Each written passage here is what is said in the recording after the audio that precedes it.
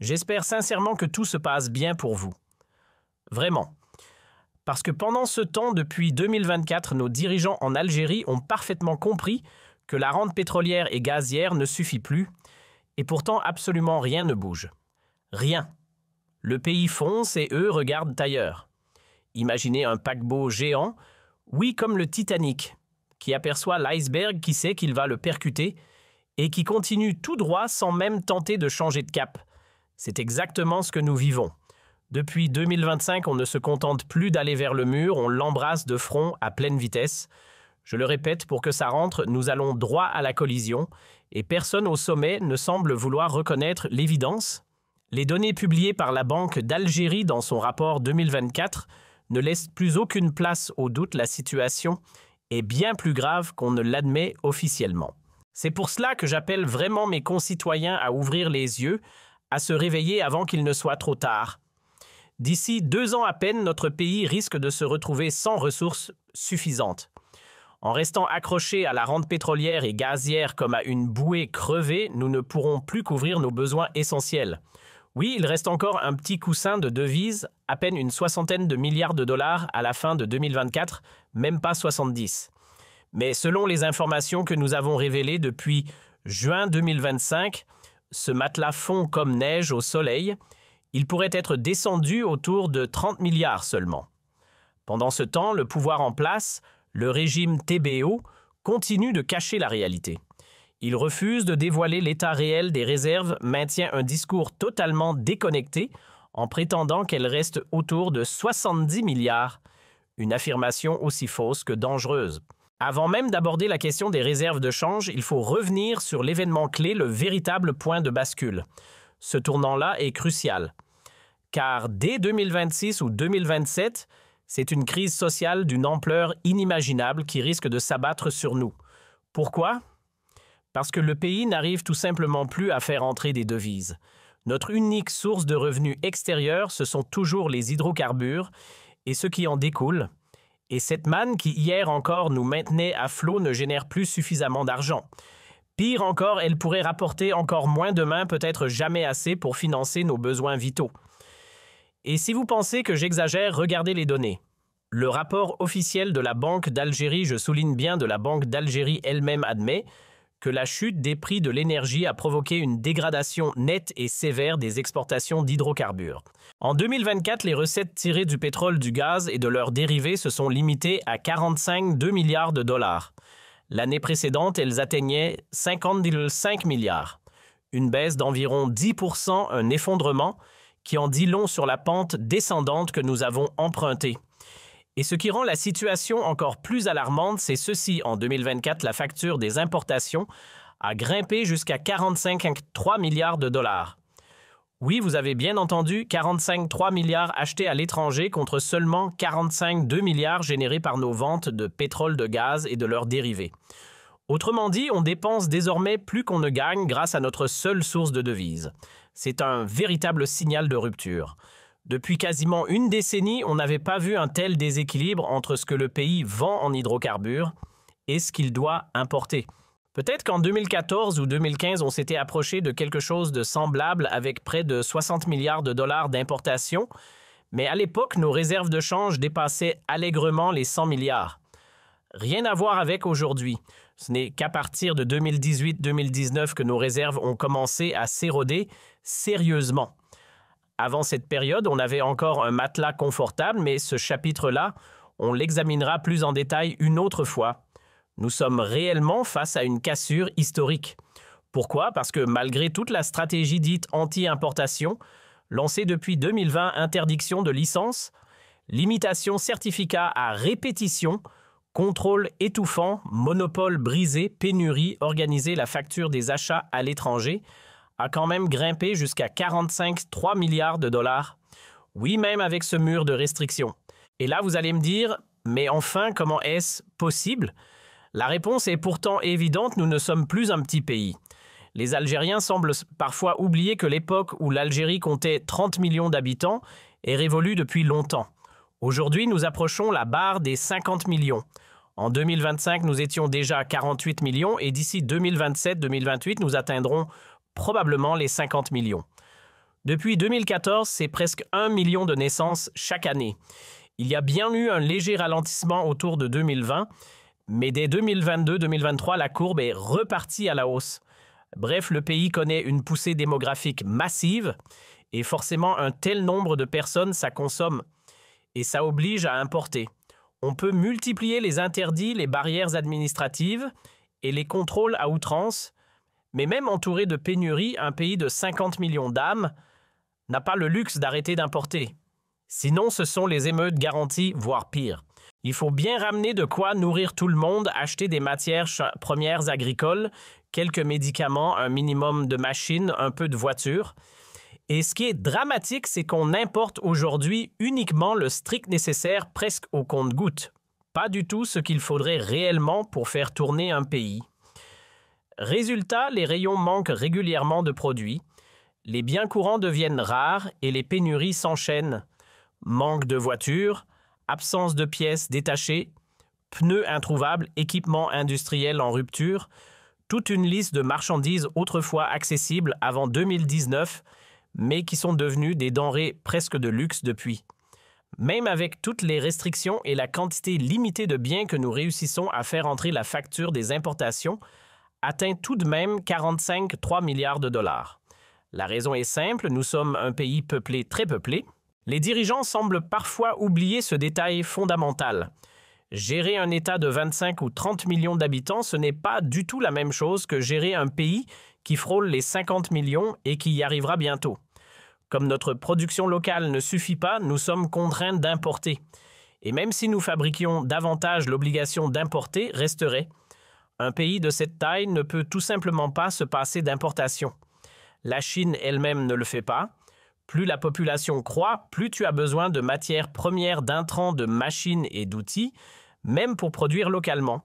Et tous ces éléments doivent venir de l'étranger. Impossible d'y couper. Bref, nous vivons un véritable point de bascule du type qu'on n'avait plus connu depuis 2019. Avant cette date, il y a bien eu des secousses, mais sous le régime TBO, le signe le plus parlant est tombé: la facture des importations dépasse désormais les ventes d'hydrocarbures. Ce qui a évité le plongeon complet, à peine 3,5 milliards de dollars de recettes hors pétrole et gaz. Oui, seulement 3,5. Grâce à ce maigre coussin, le total des exportations grimpe à 49 milliards, tandis que les achats à l'étranger culminent à 45. Résultat, une mini-marge commerciale d'environ 4 milliards. Sauf que dès qu'on inclut tout ce que le pays paie en services frais divers et sorties de devises, le tableau change, le solde global avec l'extérieur passe dans le rouge. C'est là toute la différence entre le compte des marchandises, la balance commerciale et l'ensemble des flux avec le monde, le compte global, la balance des paiements. Je l'ai expliqué hier, mais il n'est jamais inutile de le rappeler. Commençons simple, le solde commercial, c'est le résultat du face-à-face entre ce qu'un pays vend au reste du monde et ce qu'il achète. Voilà pour la photo des marchandises. Mais l'indicateur qui raconte vraiment la santé extérieure, c'est la balance des paiements. Elle ne se limite pas aux biens, elle englobe les services, les revenus et les transferts. Autrement dit, elle additionne le tourisme des Algériens à l'étranger, les soins hors du pays, les études, les voyages, puis toutes les prestations importées, logiciels, conseils, formations, droits d'usage, services internationaux de toute nature, et met tout cela en regard de ce qui entre en devise. C'est la caisse centrale, ce qui sort vers l'extérieur et ce qui revient. Or, aujourd'hui, cette caisse affiche un trou d'environ 500 millions de dollars. Oui, même en comptant les 3-5 milliards de recettes hors hydrocarbures. Pendant des années, depuis l'ère Bouteflika du début des années 2000 jusqu'à 2014, et même encore un peu après, l'Algérie a empilé des réserves de change parce que, globalement, les ventes dépassaient les achats. Un petit avantage parfois modeste, mais suffisant pour remplir le coffre. Cette avance, nous ne l'avons plus. Raison limpide, la capacité de produire du pétrole recule, celle du gaz aussi, dont les volumes exportés diminuent. Le rapport de la Banque d'Algérie le formule sans détour. Mettons les choses au clair, la question n'est pas seulement le prix. Oui, le baril s'établissait en moyenne à 82,2 $ en 2023, puis à 79,8 $ en 2024. Le gaz naturel lui a chuté bien plus fort, 22,6% quand le pétrole reculait d'environ 2,9%. Mais l'alerte vient surtout des volumes.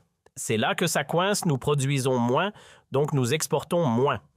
Le rapport de la Banque d'Algérie précise que les tonnages d'hydrocarbures exportés ont diminué de 5% en 2024 après une hausse de 3,7% en 2023. Autrement dit, la dynamique s'est inversée.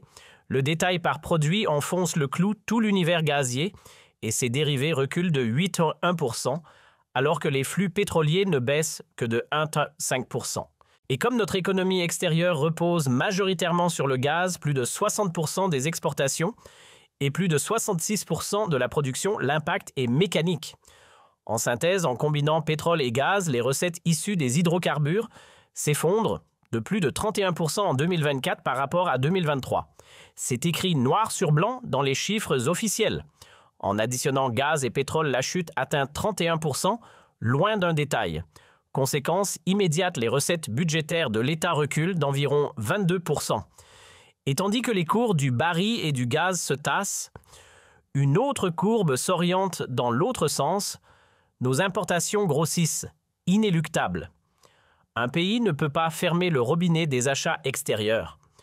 On a bien voulu nous vendre en 2020-2021 l'idée qu'on pourrait caler les importations sous 30 milliards. On sait désormais que c'était un mirage. La secousse de 2022, guerre en Ukraine, a certes propulsé les prix de l'énergie, mais tout ce que nous importons a renchéri dans la foulée. Depuis 2022-2023, l'objectif de plafond à 30 milliards a été remisé au placard. Un pays de plus de 45 millions d'habitants ne vit pas avec une addition extérieure si basse. D'ailleurs, je vous lance un défi, trouvez-moi un État de plus de 40 millions d'âmes dont la facture d'importation tombe sous 40 milliards. Vous n'en citerez pas. Tout simplement parce que cela n'existe pas. Pour couvrir les besoins d'un pays de plus de 40 millions d'habitants, la note d'importation dépasse mécaniquement les 50 milliards de dollars. La vraie question n'est donc pas faut-il importer, mais qu'exporte-t-on pour payer la facture? Tant que tes ventes extérieures égalent tes achats, l'équation tient. Chez nous, ce n'est plus le cas, nos recettes énergétiques décrochent et avec elles la capacité à financer ce que l'on doit acheter. Je le martèle, la courbe descend. Le rapport de la Banque d'Algérie est explicite. Les revenus des hydrocarbures reculent de 31,1% et un autre indicateur lié aux hydrocarbures décroît encore de 13,5%. Regardons les flux d'exportation liés aux hydrocarbures, 7 milliards de dollars en 2023, puis seulement 3,5 milliards en 2024. Et hors énergie, qu'en voit-on au monde? Des miettes, les biens de consommation ne pèsent qu'environ 83 millions de dollars. Les équipements industriels à peine 108 millions. Autrement dit, tout le segment industriel exporté ne franchit même pas les 200 millions une goutte d'eau à l'échelle d'une économie de cette taille. Pour le reste, notre panier d'exportation se résume surtout à des semi-finis. Les engrais dominent environ 8 milliards de dollars rejoints par le ciment et consorts. S'y ajoutent quelques matières premières autour de 237 millions, le plus souvent dérivés du pétrole ou du gaz. Côté agroalimentaire, tout juste 276 millions. Voilà le tableau. Autrement dit, nous vendons très peu à l'extérieur. La cause est triviale, nous produisons trop peu. Une économie grippée, peu d'investissements productifs et la mécanique se bloque. Sans production, pas d'export. Sans investissement, pas de production. Et sur le marché mondial, n'entre pas qui veut, il faut volume, qualité et compétitivité pour arracher sa place. C'est un vrai labeur exigeant et continu. Or, ce labeur, hélas, nous ne l'accomplissons pas. Voilà pourquoi nous sommes arrivés à un point de bascule, oui, un vrai. Ce que 2024 nous a montré n'est rien d'autre qu'une sirène d'alarme. Depuis cette année-là, c'est clair, le pétrole et le gaz ne suffisent plus à couvrir nos besoins. Alors on se raccroche à quoi? Aux réserves de change. Et là, question simple, 68 milliards de dollars pour 2024 d'après la Banque d'Algérie. Qu'est-ce que cela représente pour près de 50 millions d'habitants? Presque rien. Un coussin minuscule indigne de la taille du pays. Imaginons le pire, dès demain, plus d'entrées de devises. Que nous reste-t-il? Un coussin de réserve qui assurerait à peine un peu plus d'1 an d'autonomie. À l'échelle d'un État, c'est dérisoire. Et encore, depuis le début 2025, ce matelas s'est amenuisé, on l'a déjà souligné. Rappelons le contexte en 2024. Malgré un léger repli, les ventes d'hydrocarbures ont rapporté 45 milliards de dollars avec des prix du pétrole et du gaz plus élevés qu'en 2025. Cette année, le scénario le plus probable, c'est moins de 40 milliards à l'export énergétique. Voilà la pente. Atteindre 40 milliards de dollars d'exportation d'hydrocarbures. Dans le contexte actuel, ce serait presque un exploit. Pourquoi les chiffres parlent d'eux-mêmes? Depuis le 1er janvier 2025, le baril a perdu plus de 8,5%. Et le gaz naturel fait encore pire, 27% sur la même période. Autrement dit, en 2025, les cours du pétrole et du gaz reculent davantage qu'en 2024. Conclusion implacable, nos recettes seront encore plus faibles en 2025 et la trajectoire laisse présager moins encore en 2027 qu'en 2024. Je vais faire court clair sans détour, le risque est réel. Nous faisons face à une menace d'appauvrissement et les réserves de change ne constituent pas un parapluie magique. Imaginez un ménage, le salaire ne tombe plus ou ne suffit plus à nourrir la famille. On pioche alors dans l'épargne. Le premier mois, ça passe, le suivant aussi, puis le compte se vide. L'épargne n'est pas une source qui se renouvelle. C'est exactement notre situation. Compter sur les réserves revient à grignoter un stock qui rétrécit. Elle diminue, elle se consume et prétendre l'inverse, c'est se raconter des histoires. Il faut le dire simplement, on ne peut pas bâtir une stratégie sur un coussin qui fond. Les nombres parlent d'eux-mêmes. Remontez le film 2010, le coffre de devises affiche 162 milliards de dollars. 2015, on descend à 144 milliards. 2018, nouvelle marche vers le bas, 79 milliards. Arrivé à 2020, la trajectoire est clairement à la fonte. Alors quand le régime B annonce 68 milliards comme si de rien n'était, permettez-moi d'exprimer un gros doute. Ces chiffres, je ne les ai pas, et tant qu'on n'aura pas d'éléments vérifiables, je n'y crois pas. On reviendra d'ailleurs spécifiquement sur le dossier des réserves de change. Une émission entière ne sera pas de trop. Parce qu'au fond, le problème est plus large, c'est la gestion économique du pays qui déraille. Le décrochage a un nom, 2024. Cette année marque le point de rupture. 2025 ouvrait une nouvelle ère, celle où pétrole et gaz ne couvrent plus la note. C'est acté, notre production énergétique ne suffit plus et reflue. Les rapports de la Banque d'Algérie ne laissent aucune échappatoire, les volumes diminuent. La valeur suit, et c'est surtout la quantité qui cale. Et la pente ne peut que se creuser, les gisements ne se renouvellent pas. À moins de découvertes majeures, il faudrait des milliards d'investissements, des alliances avec de grandes multinationales et 5 à 10 ans avant de voir le premier baril supplémentaire. Autrement dit, compter encore sur l'or noir et le gaz, ce n'est plus tenable. 2024 scelle la cassure. 2025 exige un changement de modèle immédiat, sans quoi pauvreté et détresse nous guettent. Quant aux réserves de change, on y reviendra en détail. Ce n'est pas un matelas de sécurité et croire le contraire relève de la folie.